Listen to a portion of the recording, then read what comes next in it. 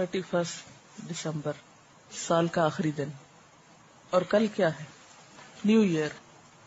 جانے والا تو جا رہا ہے، آنے والا بھی آئے گا اور چلا جائے گا۔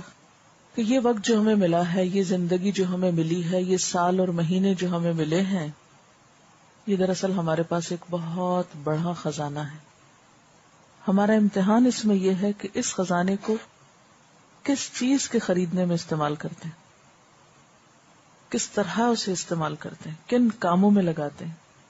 اور پھر وہی معیار کہ سالوں کا نہیں، لمحوں کا جائزہ لے، لمحوں کو گنے کہ ان سے کیا خرید رہے ہیں، کیونکہ ایک لمحہ یا ایک سانس ایک ہیرا ہے۔ تو ایک ہیرا خریدنے کے لیے انسان کیا کرتے؟ زندگی بھر انتظار کرتا رہتا ہے کہ کچھ پیسے جمع ہو تو کچھ ایسی چیز خریدی جائے۔ تو اللہ تعالیٰ نے ان سانسوں کی شکل میں ایک ایک سانس ایک ہیرے سے قیمتی، کیونکہ ہیرا بھی پیسوں سے مل جاتا ہے، ایک سانس جو چلا جاتا ہے وہ نہیں واپس آتا۔ یہ دیکھیں کہ اتنی قیمتی چیز کو کس کام میں لگایا جا رہا ہے۔ اب سوال یہ پیدا ہوتا ہے کہ پھر کریں کیا؟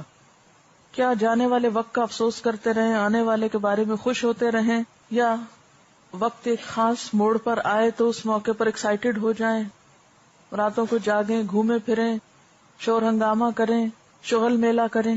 اس رویے کو کیا نام دیں گے؟ کیا کل کا دن جو نئے سال کا پہلا دن ہوگا آج کے دن سے کچھ مختلف ہے؟ نہیں، اسی طرح سورج نکلے گا، اسی طرح غروب ہو جائے گا۔ وہ تو ہم نے نام دیا نا۔ یہ تو سال و ماہ کی تقسیم کس لیے ہے؟ پہچان کے لیے ہے۔ یہ اس لیے تو نہیں ہے کہ کسی ایک دن کو آپ بہت زیادہ اہمیت دے کر اس میں آپ اپنے روٹین کے کام بھی چھوڑ بیٹھیں اور جو کر رہے ہیں وہ بھی نہ کریں، چھٹی منائیں اور اپنے وقت کو بیکار لغو کاموں میں گزار دیں اور سمجھے کہ اس سے حق ادا ہو گیا، تو یہ ایک بہت بڑی بھول ہوگی۔ اصل بات کیا ہے کہ انسان اپنی اس عمر عزیز کو، جس کی ایک ایک سانس ایک ایک ہیرے سے قیمتی ہے، اس کی حفاظت کرنا جانے، اس کو بہترین طریقے سے استعمال کرنا جانے۔ اور بہترین طریقے سے استعمال کیا ہے کہ اس وقت کے بارے میں آپ اپنی زندگی کو صحیح طور پر پلان کریں، اپنے اوقات کی بہترین تقسیم کریں۔ اس کے لیے رہنمائی کہاں سے ملے گی؟ نبی صلی اللہ علیہ وسلم کی سنت سے۔ آپ صلی اللہ علیہ وسلم نے فرمایا، عقل مند شخص کے لیے لازم ہے کہ اس پر جو گھڑیاں گزریں اس میں سے ایک گھڑی ایسی ہو جس میں وہ اپنے رب سے باتیں کرے، ایسی گھڑی جبکہ وہ اپنے رب سے باتیں کرے، مثلا نماز میں، مثلا قرآن کے ذریعے، مثلا دعا کے ذریعے، مثلا تنہائی میں اپنے رب سے گفتگو کر کے، یعنی دن کا ایک وقت کس میں؟ رب کے ساتھ تعلق میں۔ یعنی اس وقت جو بات میں کر رہی ہوں وہ کیا ہے دراصل؟ کہ ہم اپنے وقت کو بہترین طریقے سے کس طرح گزاریں۔ اس کے لیے کیا ضروری ہے کہ وقت کو بہترین طریقے پر گزارنے کی پلاننگ کریں۔ اس پلاننگ کے لیے رہنمائی کہاں سے لیں؟ نبی صلی اللہ علیہ وسلم کی ذات سے۔ آپ نے وقت کی پلاننگ کرنا کس طرح سکھائی؟ ایک عقل مند انسان کی پہچان کیا بتائی؟ کہ اس کی زندگی میں کچھ گھڑیاں ایسی ہوں کہ جب وہ اپنے رب سے باتیں کرے، جیسے نماز ہے، جیسے قرآن ہے، قرآن کی تلاوت، اللہ کا کلام ہے، جیسے دعا ہے، براہ راست اللہ تعالیٰ سے ایک تعلق ہے، اس سے مانگا جا رہا ہے۔ اور اسی طرح انسان کی جو کیفیات ہیں، انسان کے اوپر جو مشکلات آتی ہیں، ان سب میں اللہ تعالیٰ سے ایک خاص طرح کا رجوع کرنا اور اس سے اپنے احساسات یا اپنے خیالات کو شیئر کرنا اور اللہ تعالیٰ کو اپنی رودات سنانا۔ پھر فرمایا کہ عقل مند شخص کو ایک گھڑی ایسی گزارنی چاہیے جبکہ وہ اپنی ذات کا محاسبہ کرے، اپنا احتساب، جیسے قرآن پاک میں آتا ہے وَلْتَنْظُرْ نَفْسٌ مَّا قَدَّمَتْ لِغَدٍ۔ اپنے احتساب میں کیا سوچا جائے کہ میں اپنی کل کے لیے کیا کر رہا ہوں۔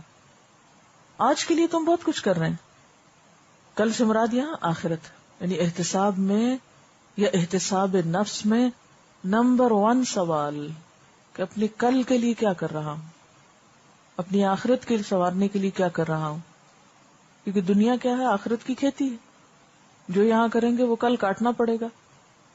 کیونکہ بہت سے لوگ بڑے بڑے کارنامے کرتے رہتے ہیں اور وہ سمجھتے ہیں، مطمئن ہوتے ہیں کہ بہت اچھا کر رہے ہیں، لیکن قرآن میں ان کے بارے میں کیا فرمایا گیا؟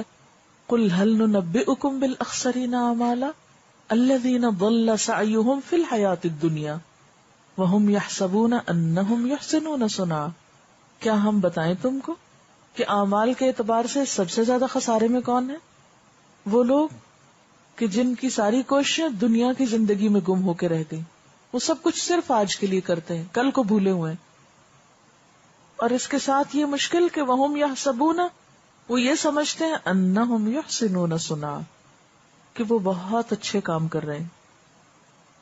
تو اپنی ذات کے محاسبے میں نمبر 1 کل کے لیے کیا کر رہی ہوں، نمبر 2 میرے فرائض کون کون سے ہیں اور کیا میں نے ان کو ادا کیا، اپنی عبادات کا محاسبہ کریں کہ کیا وہ سٹینڈرڈ کی ہیں، کوالٹی کی ہیں، اپنے معاملات یعنی انسانوں کے ساتھ جو حقوق ہیں ہمارے، وَإِنَّ لِنَفْسِكَ عَلَيْكَ حَقٌّ وَإِنَّ لِزَوْجِكَ عَلَيْكَ حَقٌّ وَإِنَّ لِزَوْرِكَ عَلَيْكَ حَقٌّ، یعنی اپنے نفس سے لے کر شوہر، بیوی، والدین، رشتہ دار، ہمسائے اور دیگر انسانوں کا حق، کون بیمار ہے، کون مدد کے لائق ہے، ضرورت مند ہے، حاجت مند ہے۔ پھر اسی طرح اپنی عادات اور اپنے اخلاق کا جائزہ، احتساب نفس میں اور کیا چیز، اپنی زبان کو دیکھے، زبان کی جو خرابیاں ہوتی ہیں ان کے بارے میں احتساب اور جائزہ کہ کیا میں نے جھوٹ چھوڑ دیا، کیا میں نے چغل خوری چھوڑی، غیبت چھوڑی، تانا زنی چھوڑی، فضول لغویات میں وقت گزارنا چھوڑا۔ پھر اسی طرح اپنے مال کے بارے میں سوچے، مال کہاں سے آ رہا ہے، کس چیز پہ لگ رہا ہے، کہیں اسراف تو نہیں ہو رہا، کہیں فضول خرچی تو نہیں ہو رہی۔ یعنی جو کچھ بھی ہمیں ملا ہے اپنی ذات کے محاسبے میں، نہیں، ہر وہ چیز جو ہماری ذات سے متعلق ہے، چاہے وہ انسان ہے، چاہے وہ ہمارے پاس جو بھی چیزیں ہیں، یا پھر ہمارے اخلاق اور عادات ہیں، ان سب چیزوں کا محاسبہ۔ پھر فرمائے کہ ایک ایسی گھڑی جبکہ وہ خدا کی تخلیق میں غور کر رہا ہو، یعنی کائنات میں غور و فکر، اس کے لیے بھی وقت نکالنا چاہیے۔ اس کے لیے خواہ تھوڑا سفر کرنا پڑے، خواہ تھوڑا کمرے سے باہر نکل کر آسمان اور زمین کو غور سے دیکھا جائے، یا کوئی کتابیں ایسی پڑھی جائیں، یا کسی میوزیم میں یا کسی لیبارٹری میں یا کہیں بھی ایسی جگہ جہاں اللہ تعالیٰ کی تخلیق پر غور و فکر ہو سکتا ہو، تو زندگی میں اس کے لیے بھی وقت نکالا جائے، کیونکہ کائنات میں غور و فکر کے ذریعے انسان جتنا اللہ کے قریب پہنچتا ہے اتنا شاید ہی کسی اور چیز سے پہنچتا ہو، اور یہ اللہ کی پہچان ہی کا ایک ذریعہ ہے۔ خالق کو اس کی تخلیق کے ذریعے پہچانا جاتا ہے۔ اور ایسی گھڑی جب کہ وہ کھانے پینے کی ضرورتوں کے لیے وقت نکالے، یعنی اپنے آپ کو بھی فراموش نہ کرے، اپنی ضروریات کو پورا کرے آسان طریقے سے۔ اتنا سونا کہ جس سے کام میں بہتری آئے، سستی اور کاہلی نہیں، اتنا کھانا کہ جس سے طاقت آئے، نشاط آئے، سستی نہیں، اسی طرح نہانا دھونا، پرسنل ہائیجین، ان سب چیزوں کو عبادت سمجھ کے کرے۔ اور ان کاموں کے کرنے کے بعد اگر پھر بھی وقت بچ جائے، یہ ساری ذمہ داریاں پوری ہو جائیں اور آپ سمجھیں کہ آپ فارغ ہو رہے ہیں، تو اسلام میں فراغت کا کانسیپٹ کیا ہے؟ وَإِذَا فَرَغْتَ فَانْصَبْ وَإِلَىٰ رَبِّكَ فَارْغَب۔ ہمارے دین میں فراغت نام کی کوئی چیز نہیں کہ اب میں فارغ ہوں۔ مومن فارغ نہیں ہوتا کبھی بھی۔ فارغ ہونے کا دوسرا مطلب کیا ہے؟ وقت ضائع کرنا، وقت کا بیجا استعمال۔ اگر ایسا وقت ہو کہ جس میں آپ ایکٹیولی کوئی کام نہ کر پا رہے ہوں، تو اس صورت میں بھی آپ کیا کر سکتے ہیں؟ ذکر الہی کر سکتے ہیں۔ آپ کا اپنا کام ختم ہو گیا، آپ کسی اور کی مدد کر سکتے ہیں۔ آپ کے اپنے ٹارگٹ اچیو ہو گئے، آپ کے اپنے ایمز میں آپ کامیاب ہو گئے، تو اب آپ کیا کریں؟ دوسروں کی طرف نظر ڈالیں۔ اگرچہ روٹین میں آپ دوسروں کی مدد کرتے بھی ہیں، لیکن اس سے زیادہ پہ چلے جائیں، اپنے رب کی عبادت میں اور کثرت کریں۔ فَإِذَا فَرَغْتَ فَانْصَبْ، پھر سے تھکائیں خود کو۔ وَإِلَىٰ رَبِّكَ فَارْغَب، اپنے رب کی طرف رغبت کریں، اس کی طرف رجوع کریں۔ عموماً جب ہمارے پاس کوئی کام نہیں ہوتا تو ہم بور ہونے لگتے ہیں، پھر ہم اپنے لیے اوٹ پٹانگ مشغلے ڈھونڈتے ہیں، جس سے نہ اپنی ذات کو کوئی فائدہ ہوتا ہے، نہ انسانوں کو کوئی فائدہ ہوتا ہے۔ بیکار کے کام کرنے لگتے ہیں.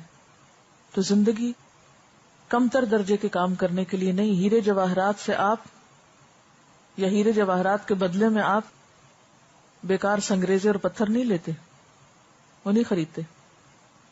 کبھی آپ ایسا نہیں کریں گے کہ سونا دے کر مٹی خریدیں. تو وقت تو سونے سے بھی قیمتی. اس کو لگائیں ایسے کاموں میں جس کا نہ دنیا میں کوئی فائدہ ہو نہ آخرت میں کوئی فائدہ ہو. تو اس سے زیادہ خسارے کا یا نقصان کا سودا اور کوئی نہیں ہو سکتا.